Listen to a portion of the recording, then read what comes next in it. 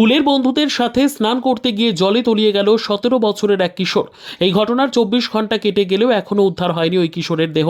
জানি রীতিমতন শোরগোল পড়েছে গঙ্গারামপুর থানার মহারাজপুর এলাকায়। ডিজাস্টার ম্যানেজমেন্ট গ্রুপের কর্মীরা স্পিডবোট ও ডুবুরি নামিয়ে ওই কিশোরের খোঁজ শুরু করেছে। প্রসঙ্গত, বৃহস্পতিবার দুপুরে গঙ্গারামপুর শহরের কাদিঘাট এলাকায় 6 বন্ধু মিলে স্নান করতে আসে মহারাজপুরের গোয়ালখালীতে। সেই সময় খাড়িতে স্নান করতে নামে 4 বন্ধু। 4 বন্ধুর মধ্যে 3 জন স্নান করে খাড়ির পাড়ে চলে এলেও বাকি এক বন্ধু জলে তলিয়ে যায়। বিষয়টি অন্যান্য বন্ধুদের নজরে আসতেই তাদের চিৎকারে ছুটে আসে এলাকার মানুষজন।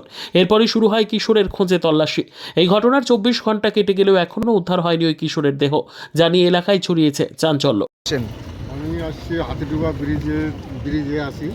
এখানে গতকাল 12টা নাগাদ ছেলেরা দুপুরবেলা চান করতে এসে চার বন্ধু এসেছিল। তার মধ্যে স্নান করতে নেমে পারাপার হয়েছিল। একবার পার হয়েছে, পার হওয়ার পর দ্বিতীয়বার যখন ঘুরে যাওয়ার মধ্যে একজন বন্ধু জলের তলে ডুবে যায়।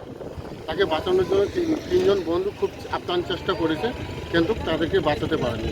জলের তলে ডুবে যাওয়ার পর সঙ্গে সঙ্গে গঙ্গারামপুর থানাতে খবর দেওয়া হয় এবং থানার সব আইসি ভিডিও সহকারে আসে, খুব তল্লাশি চালায় এবং সঙ্গে ডুবারও নিয়ে আসে তাদেরকে তল্লাশি করা হয়। কিন্তু এখন পর্যন্ত আজ সকাল 8টা থেকে এখন মনে হয় 11:30 কি 12টা বাজে, এখন পর্যন্ত খোঁজাখুঁজি চলছে, কিন্তু এখনও তার কোনো খোঁজ পাওয়া যায় না।